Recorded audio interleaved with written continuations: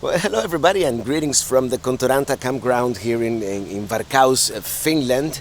And today I'm going to give you a quick tour and my first impressions of our European motorhome.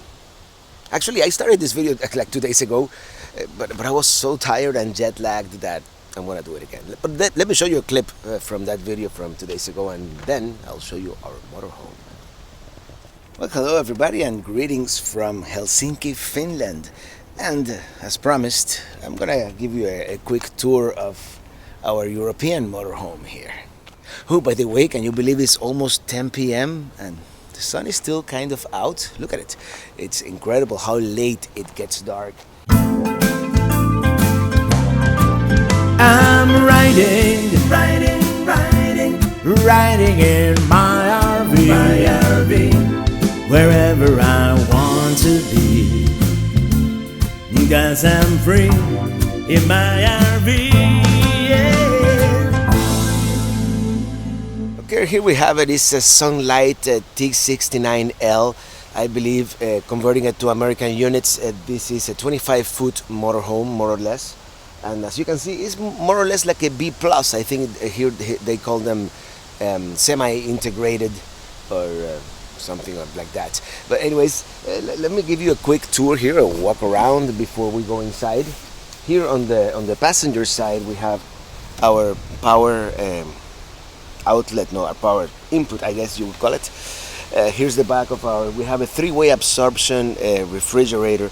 By the way, the same way that everything in our motorhomes in the United States is either Dometic, Camco, or Atwood, here everything seems to be Thetford, which is pretty cool. Here's our cassette toilet, which I may or may not demonstrate how it works at some point in the future videos. But I still have a little bit of a mixed feeling about it, and I'll elaborate more on that later. This is one great thing about this European motorhomes. It has this huge garage here in the back, and I do believe it is open. There you go.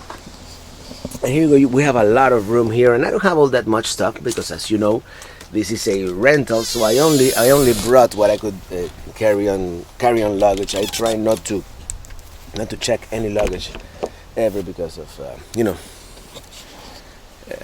I want to be nimble. Here's a bicycle rack, but didn't bring my bikes. So, by the way, this is courtesy of my friend Petri from Savonia Caravans, and they have a rental place here in Varkaus and another branch in Helsinki. By the way, beautiful city, Helsinki. I recommend it. This is another entry into that garage that I told you about, and let me show you something here, because here's where we have our propane tanks, which reminds me I have to go get some propane. I might edit this out. There you go. Here we have it. This is our luggage. Here we have the hose, and we have some camping table and chairs that I might use one of these days. Here are our 2 propane tanks. The way you work it out, when one runs out, you disconnect it and connect it into the other one, so you always have a backup. It's a similar concept to what we do in the United States with travel trailers.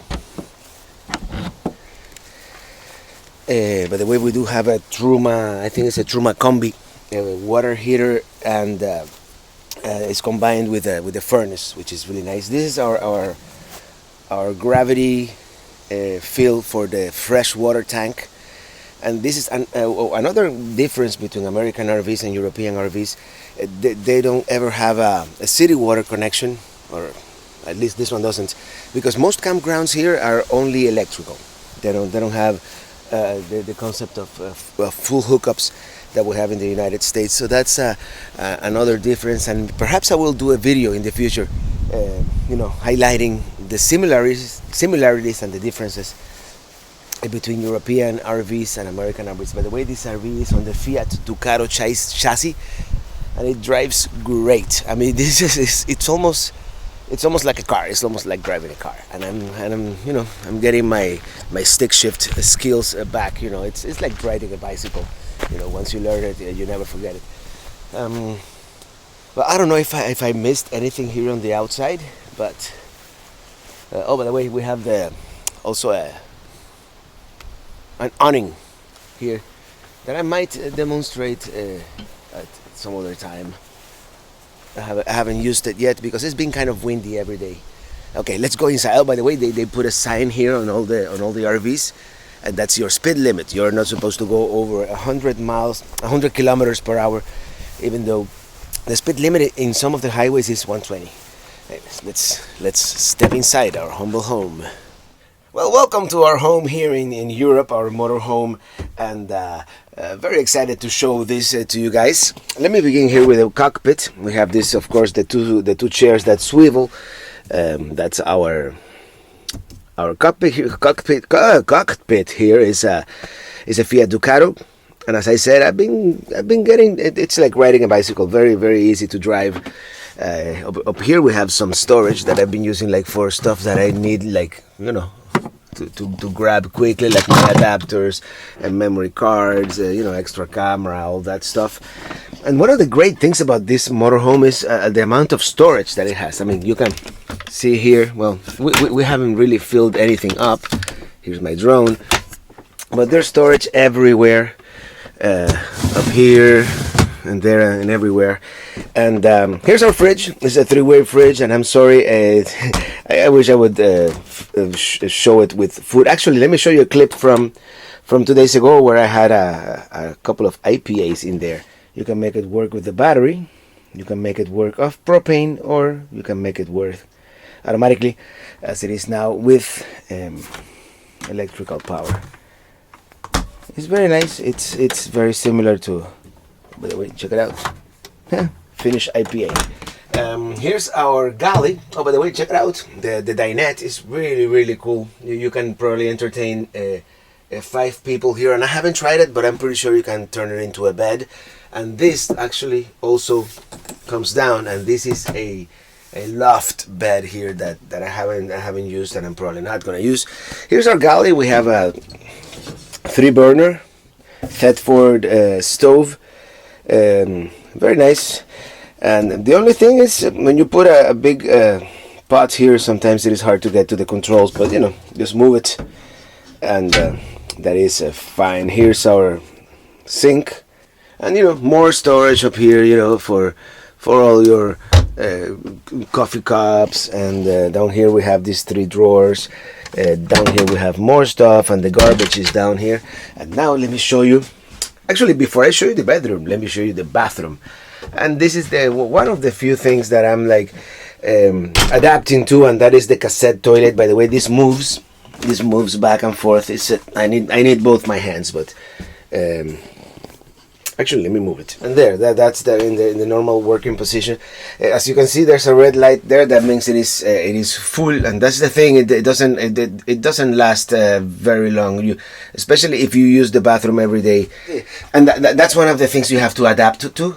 The fact that you don't have a lot of boondocking time before you have to, you know, dump it. And dumping it is not as uncomfortable as I thought it would be. It's actually pretty straightforward. They have like sinks, and then you take maybe I'll demonstrate, I don't know. Here's our sink here. We have a lot of storage here in the bathroom for toiletries and such. And then here is the shower, which is surprisingly comfortable. And let me just put the camera down real quick here so I can demonstrate how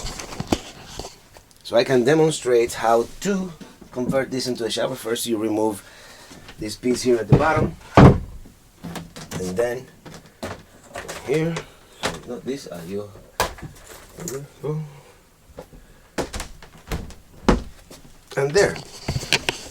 and there you have a pretty decent sized shower. Oh, by the way, do you see what I did with that door? When you close that door that way, it gives you like a private bathroom area here right next to your bedroom.